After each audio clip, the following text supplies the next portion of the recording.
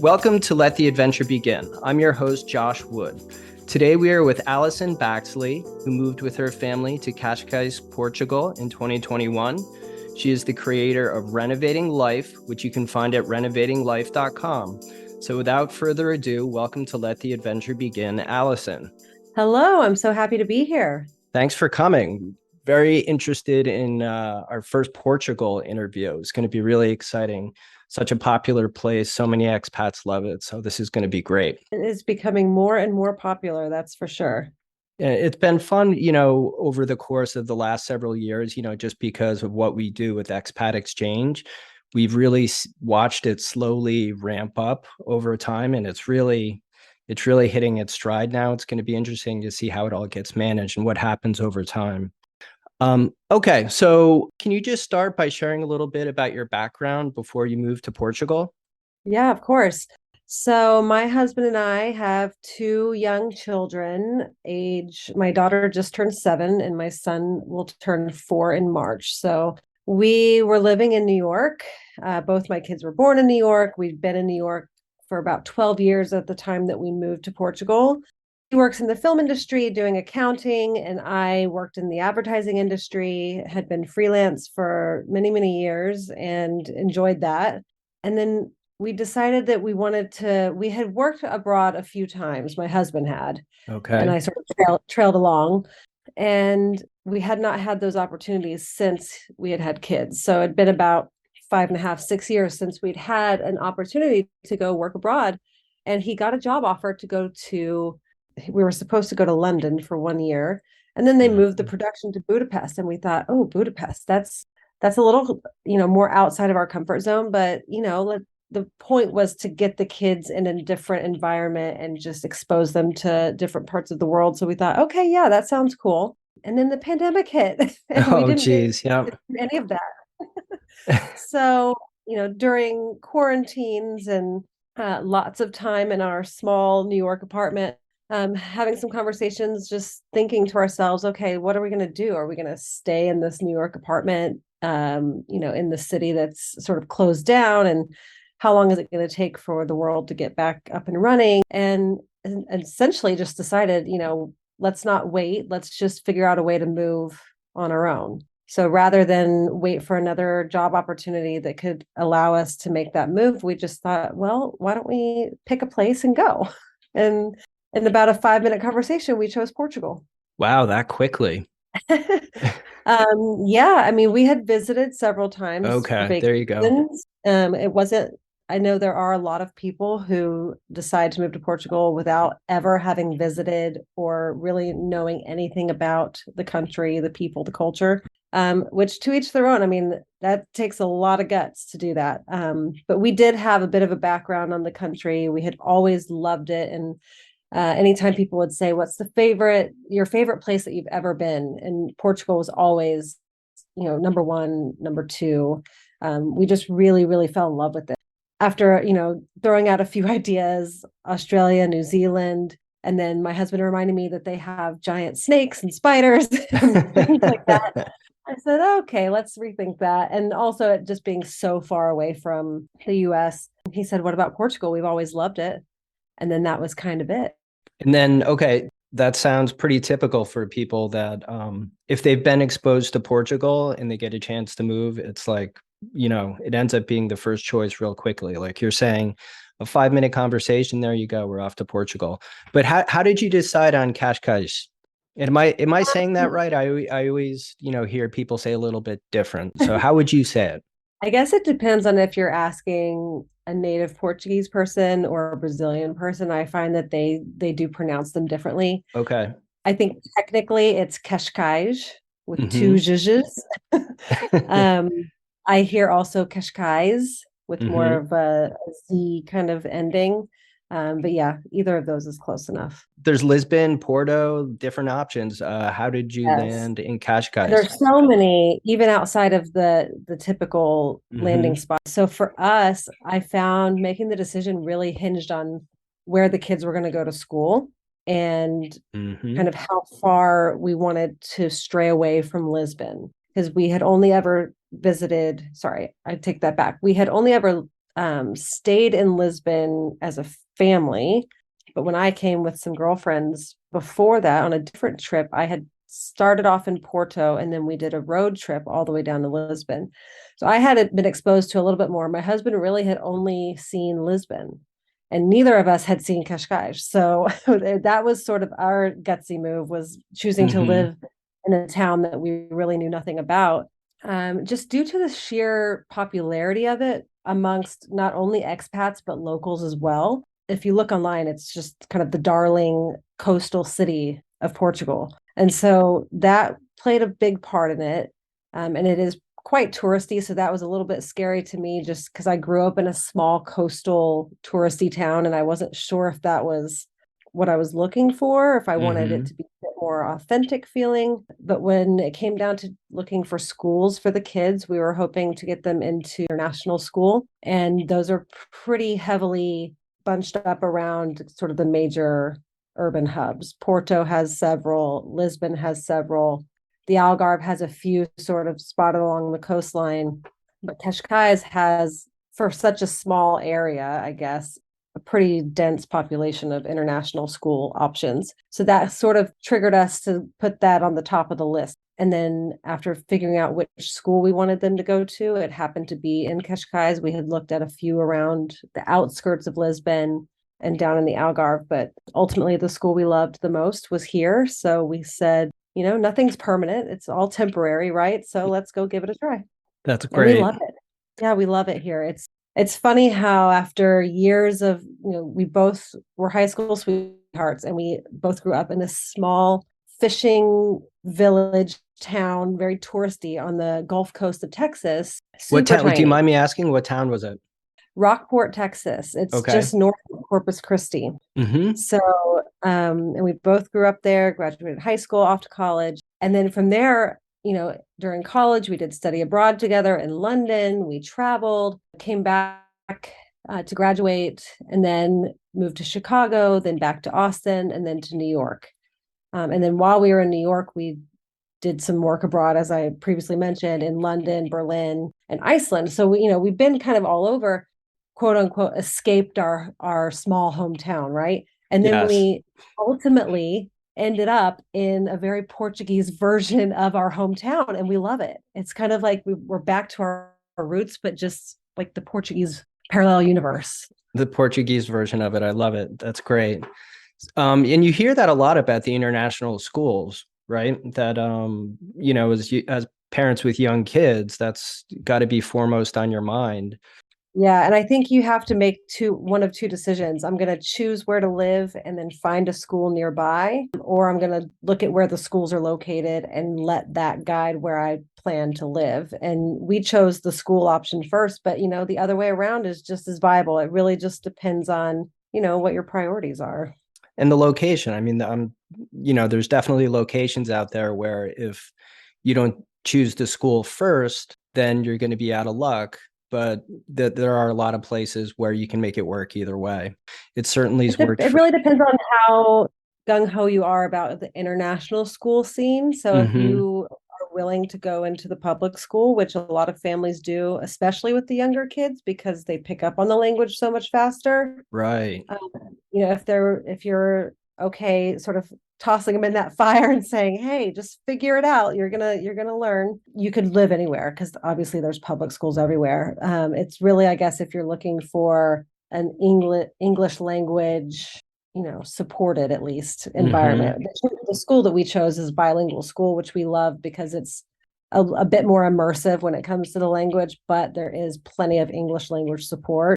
But they're not all like that. Most international schools are more English based with a little bit of Portuguese support. Hmm. And this one that we chose is sort of a half and half situation with the languages. But I love it because my kids correct my Portuguese all the time. So there you go. Well, that was going to be my next question was how do the kids feel about the two language situation? Um, it's funny. My daughter's very shy about speaking Portuguese in front of me unless she's somehow reprimanding me in some way, or correcting my pronunciation or something like that. but she's starting to come out of her shell a bit more with the language. And I know when she's in school, they mostly speak Portuguese during class time, Hmm. and she does just fine. Her teacher tells me, all the time that she rarely has to translate to English for her anymore. So this is her second year of school there. So, she's doing quite well, in my opinion, as far as picking up the language. Wow, Um, that's fantastic. yeah, she had been in a dual language kindergarten class in New York. It was Spanish, Hmm. but it was simply because we didn't have the opportunity to learn a foreign language that young growing up. And Hmm. I really wanted her to have that exposure. And it was before we knew we were moving to Portugal and all that. So we just said, I want her to be in a dual language program. It could be any language. And we found a Spanish class that she was in. But with the pandemic and, school only being in session, half the week and all of that, I don't know how much she actually picked up, but she was already primed for that sort of dual language situation. Yeah, that's great. And how about your son? How's it going for him? He is so adorable. He says all of his colors in Portuguese and he can count in Portuguese. He doesn't correct me as much, I think, just because, he's he's not quite at that sassy age yet. But he started doing something the other day that just kind of blew my mind a little bit. Before, if I started talking in Portuguese to him, he would answer in Portuguese with like a simple yes or no question or something like that, but he would say "sí" instead of yes. But recently he started saying like, okay, now in Portuguese, and then he'll say the word in Portuguese. So now he like I can see that he really does understand that it's two different languages, which Hmm. I just think is so cool. I mean, he's 3. Right. And he's clearly thinking about it when he says something like that. You know that it's, as a parent, it's the most amazing thing when they share those little nuggets. It's just so much fun and interesting. It really is. Okay. So obviously, you've talked about your two kids and your husband. How has it been generally as a parent in Portugal? And what are your thoughts about that compared to what it was like in the US? So far it's been great. Just culturally, it's kind of nice because the Portuguese people, first of all, they love kids. Just general blanket statement, they Mm, love kids. They're happy to have kids running around and acting wild, and just you can be at a restaurant and not feel like, oh gosh, my kids aren't behaving very well, and are people looking at us or judging us? Or I mean, there none of that really goes on here because everybody either has kids or, there are big family gatherings and there's just a lot of kids running around. And so I think that's great because it takes the pressure off where, you can just allow yourselves and your kids to just enjoy themselves. As far as the support that we found, it's been amazing because we ended up becoming friends with a small group of people who were all sort of moving here at the same time. They all had kids around my daughter's age. They were mm, all going to be starting at the same school. And we all just sort of formed this little pod of expats and all enjoyed each other's company so much. We have, get-togethers all the time. And, it's just been a nice way to be sort of welcomed. They are mostly expats. There's one Portuguese family sort of included in this group that I'm talking about, but and one Brazilian family, but it's really only one other American family. So, not to change the subject too much or veer away too far, but one of the things I was a little nervous about with Cascais was it's very expat friendly, and there's a lot of expats here, and the community is quite small. So, you do kind of get to know a lot of these people, whether in person or online. And I was a little worried about a place being so expat forward, I hmm. guess, and not really feeling like you're in Portugal.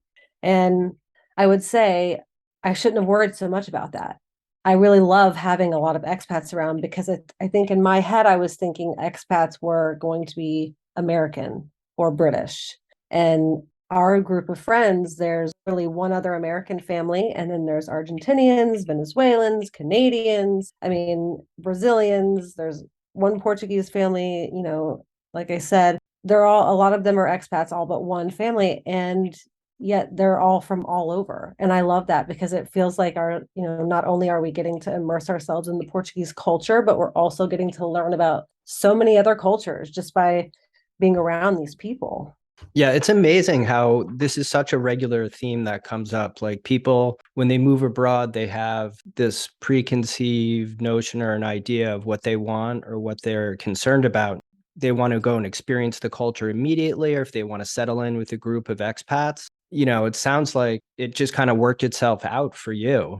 Some people, they'll tend to, if they're having a hard time adjusting to the culture, a lot of times they don't have a quality relationship that they can use to kind of get comfortable and settle in. But when you have a group like you had, that's just tremendous. That's just such an asset that a lot of people don't end up having. And we're all going through the same things. We all Hmm. got here right around the same time. So everyone's struggle is everyone else's struggle as well. And just the support that we all give each other is not something that we necessarily had back in New York. And not to say we didn't have amazing friends and family. We had some family in the city, but most of our family was back in Texas and Florida. So that we didn't have, a ready-made support system.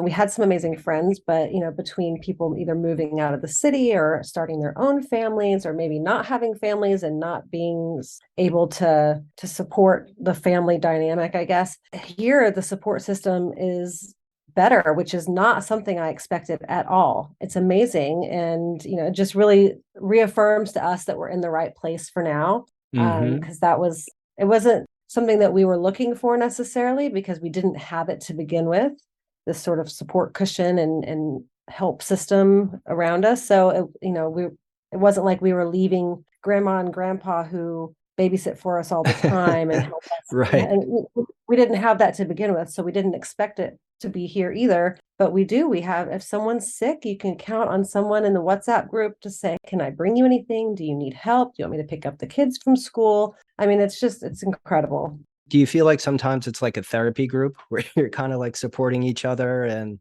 helping each other through the challenges? Oh, absolutely. I mean, it's like sometimes we have group WhatsApp texts that are just people venting about whatever happened to them that day.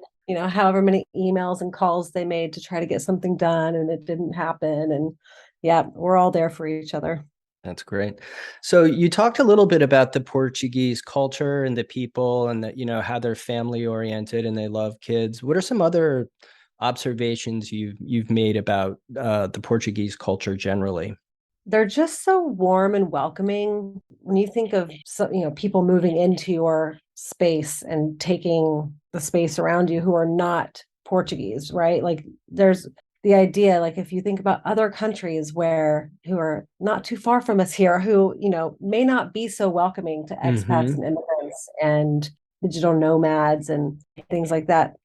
You can't say that about Portugal, because everyone here is just so amazing. And not to say that there aren't some issues with, increased immigration and housing prices going up and some of the fallout from the tourism push that the country had. But on a base level, the people are happy that we're here. And I think that it gives us that warm, fuzzy feeling. Because, if you were to go somewhere else and you felt like you were imposing on someone's homeland and that you didn't feel welcome, you wouldn't be able to settle in the same way that we've been able to do here. Yeah, it changes the whole tenor of the experience. Absolutely. Mhm. Now, what about the challenges? Is there any part of the culture that you found to be challenging? Oh, yes, of course. Every culture has problems, right? I mean, Yes. not problems, but differences, or bureaucracy here is quite slow and cumbersome. And I spoke about this with someone else just the other day, and I said, what normally you could do in the States, hop online, fill out a form, and, check that thing off your to-do list. Here, it might take you, three emails, two phone calls, an in-person visit, and it's still not done. I mean, it's just Hmm. one of those things that things don't always go as smoothly and as quickly as we might be used to. And so one of those things that we are pushing ourselves to do is to just be okay with that.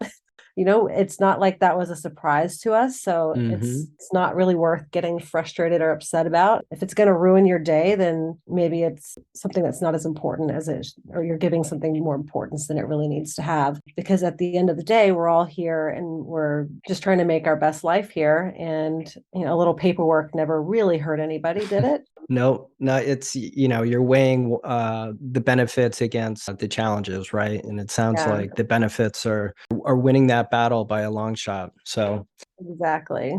okay. So now for my it's what is turning into my favorite part of this podcast. Tell us about the Portuguese food. Uh, it's one of the reasons I wanted to move here, and I'm not exaggerating. I remember the first time I came to Portugal, and I was just blown away by just how different and delicious it was. I mean, between the food and the wine, it's kind of, I hope you don't come here looking to lose weight, is all I'm going to say, because it's probably Right. not going to happen unless you're walking up the hills in Lisbon like every day. One of the things I love about it, and I guess this is true of every country. If you think about the States, there's regional sort of Hmm. delicacies. And when you're a foreigner somewhere, you sort of start to think of, like, let's say French food, it's all the same, right? But if you're French, you know that that's not Right. true, because in the North it's like this, and in the South it's like this, and, yada, yada. I've enjoyed being able to see some of that in Portugal as well, because it's a smaller country, so that there's only so much that things can vary. But sort of getting to know the cuisine on a deeper level has been nice. We have our favorite place across the street that we go to that's just sort of a locals kind of place, and the food you get there is very different than the food you're going to get at one of the seafood restaurants, or one of the tashkas, or which is, I guess, kind of like a little, like a tavern with home style food. And even the wine, like there's so many different wine regions. I'm learning, I like wine from the Alentejo, but I'm not so big on the wine from Dow or whatever. Like there's little nuances that as a visitor, if you're here on vacation, you may not pick up on, or you may not have time to go too deep into. But being here for almost a year and a half now, it's nice to kind of know, like, oh, I like this, but I don't like that. Or I know that this is great in this region, but in this region, you have to have that. So that's Hmm. what I've been more excited about when the food, when we're talking about the food. Well, that's great that you're talking about the restaurants. That's one of my favorite things that we're trying to get people to talk about too. What's the experience of going into a restaurant in Portugal? Yeah, and you already mentioned that, it's different in a neighborhood place compared to going to like a seafood place or whatever. But are there any consistent themes you notice in being in Portugal? Meals take a long time. Okay, there you go. There Long you go. time. That's a good You, thing, right? Or it can be a good thing. it can be, and it is mostly, right? Because the whole point is we're slowing down and we're enjoying our lunch and we're enjoying the food and the camaraderie of being at this meal. But sometimes you just want to sit down and have a quick lunch. And that is really hard to do here. Getting in and out in under an hour is pretty difficult, but you can make it happen if you know how to, like, cheat the system a little bit. Meals take a long time. There's something that happens at the beginning of the meal. There's sometimes they're either on the table or they bring them out shortly after you sit down, called cuvee, and it's like little snack bites. They don't ask you if you want them. They're either already there or they give them to you. And if you eat them, they charge you for it. If you don't and send it back, or just don't touch it and say, I didn't want that, then they won't charge you for it. But I Interesting. distinctly remember the first time I came to Portugal, 3 20-something ladies, and we're hiking around and driving up and down the coast, and we would sit down to these lunches and be starving, and order some wine and then just dig into whatever was on the table, thinking it was, oh, look, free food. And you have to kind of be careful because it's not expensive by any means, but it's not free.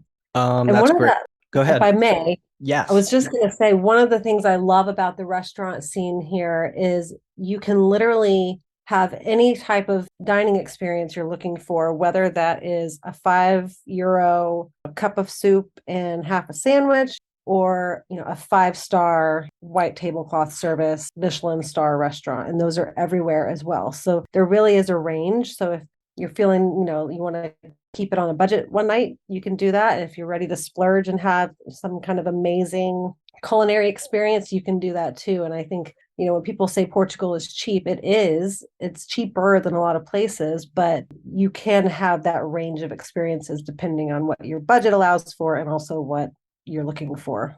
Now, do you think that's because food is so built into the culture there that you have all these different options?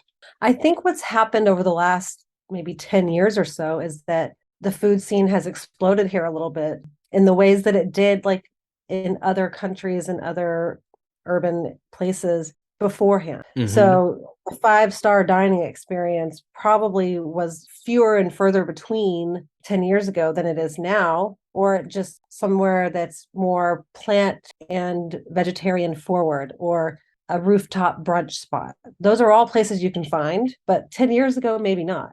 So I think it's just in the way that Portugal is behind a lot of Western Europe in a lot of ways, but not necessarily bad ways. Just it's like almost like it's been frozen in history a little bit. And then in the last 10 to 15 years, I think it's really sort of broken out of its shell on the food scene and in a lot of other ways.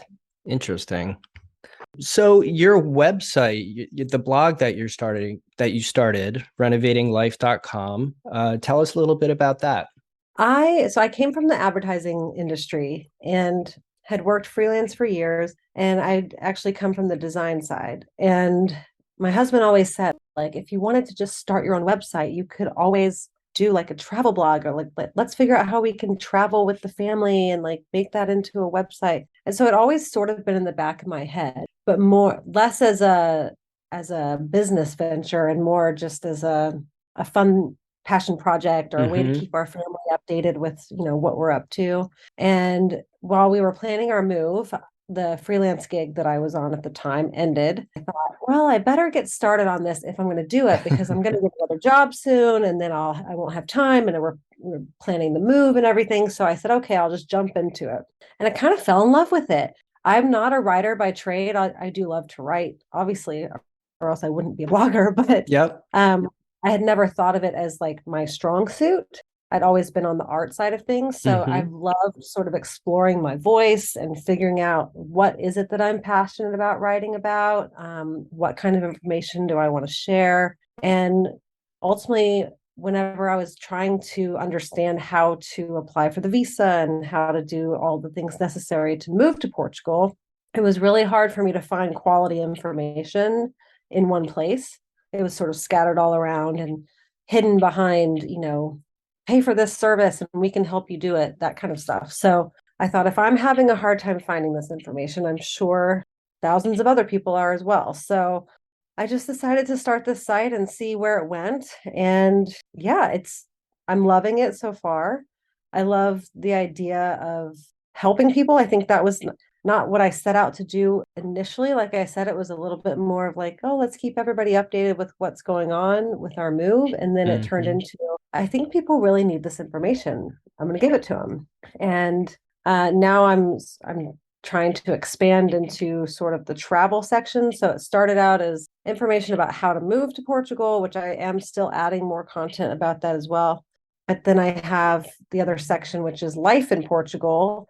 And so I'm wanting to add more content there about, what is life in Portugal like? I mean, from like tiny things like what are the grocery stores like, to bigger, more life altering questions of like, is Portugal the right place for you? That kind of stuff. Right. I'm hoping to expand into the travel sector sooner than later and have a lot more content on not only travel within Portugal, but travel from Portugal, because I think a lot of people don't realize where it is on the map in comparison to the rest of Europe and Western Asia. Mm-hmm. It feels like it is part of Western Europe. So you're like, yeah, I'm in Europe.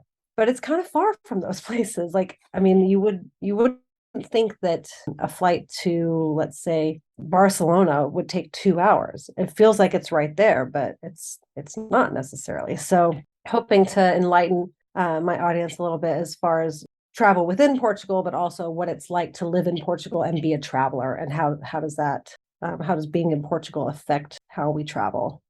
So I'm the only person working on it over here. So it's just me and my little brain going like, "Oh, I should do that. I should do that." Well, So I hope everyone is with me. that's the challenge. And, we've been doing this for longer than we would like to admit sometimes. There are a lot of people that dip in and they'll start a blog, and after a month or two, they just kind of drop it and it goes nowhere. So it's great that you've been able to get it up and running since you've been to Portugal, and keep it going. And obviously you have a vision for where you want it to go. So that's fantastic. Thank you. Yeah, Yeah, it's like I said, I kind of fell into it and fell in love with it. So I'm 100% on the blogging train now, and this is what I do. that's great. So So one of the things we're doing, we're trying to ask the same three questions of people all over the world. So if you had to suggest one place to visit in Portugal that a tourist or even the average expat would probably never find, where would that be? the Douro Valley is, if you're only coming for a week and you want to spend, a couple days in Porto, a couple days in Lisbon, maybe a couple days in the Algarve, that's pretty ambitious to start with. Like Yep. somehow you're going to miss the Douro Valley, and it is so magical up there.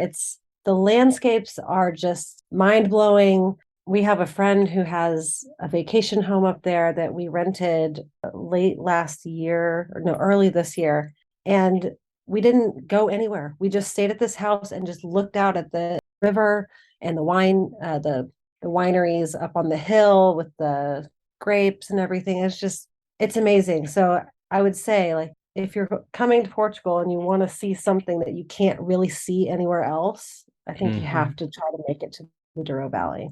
Perfect. Now, if you could change one thing you did or did not do as part of your move to Portugal and or kind of settling in, what would you change? What would that one thing be? I would start learning Portuguese a lot earlier, like a lot earlier. I thought it would be easier somehow. Mhm. I love languages. I love learning new languages, but I've never really stuck with any second language long enough to be fluent. I've just sort of dabbled in a lot of different languages. And when you look at it, it looks so similar to Spanish. You think, oh yeah, if you know a little Spanish like I do, it's not going to be that big of a deal. And then once you're there, you'll be speaking Portuguese all the time and you'll just pick it up. Well, no, that's not the case. Nobody, not to say nobody, but there are so many expats and immigrants here, especially in Cascais. You don't actually speak Portuguese that much if you don't have to. I mean, you can, Right. if you're like me and you're sort of shy and don't want to say the wrong thing, or you're feeling like you really just need to get something done, and speaking Portuguese is going to muddle that situation. Like, no, I'm just not going to do that right now. I would have started much earlier than we moved. I would have, a year prior to moving at least, I would have started learning the basics. And then Hmm. I would have somehow figured out a way to immerse myself in the language more, because I feel like we're immersed in the culture here pretty well, as an expat at least. But the language is harder because all the Portuguese people want to speak English, and um, they know how to speak English, which is amazing because it's a little bit less of a struggle, but it doesn't help me learning Portuguese. So, Yep. So, well, it's funny because yeah. that's like a theme that's coming up in our podcast as well, is how, you move to another country and then the other people, then your friends that are native to the country want to practice their English a lot. And, so I've heard this, from an expat in Japan, an expat in France recently, that it's the same thing that, you want to Mhm. practice your Portuguese and they want to practice their English. I love when I get stuck in a conversation where the person really does not speak a single word of English, because Hmm. then I have to do it. I have to figure it out. And I think that's when you grow, when you're just forced into it like that. So maybe I need to start some kind of like language immersion camp or something There you where you go. can't speak English. I bet that would work. So, okay. So the last question, what is one food or dish that has become a favorite of yours since moving to Portugal? I didn't know, this is going to sound so cliche, but I did not know that peri peri chicken comes from Portugal. Okay. And I'm not even a huge peri peri chicken fan, but when you have it from the right place here in Portugal, it's pretty magical and it's so simple. But I would Okay. For say those in the audience that wouldn't know what that is, tell us a little bit about that it's dish. it's just a fire roasted chicken. Usually they cook it whole and then chop it up afterward, and it's rubbed in spices, and you can kind of get it extra spicy or more just seasoned. Hmm. Um, it's just, I mean, it's just like fire roasted or grilled whole chicken, but it's special. It originated in the Algarve, so I didn't know that until we went on our first trip down to the south of Portugal and visited the Algarve, and our tour guide said, "Oh, you have to try peri peri chicken at this place. It's a locals place," and I was hooked. That's great. Okay, well, Allison, thank you so much for doing this. I really appreciate it. And for everyone out there, again, remember Allison's website is renovatinglife.com, so you can find her there. Thank you so much for having me. It's been such a pleasure. Yeah, so we had a great time. Thanks again. Thank you so much. And that's a wrap for this edition in our Let the Adventure Begin Explorers series. Remember to go to expatexchange.com to meet people moving throughout the world and to find all the resources you need to move your life from one country to another. Stay tuned for our next episode, but until that time, we thank you for being with us as we continue to explore everything that international life has to offer.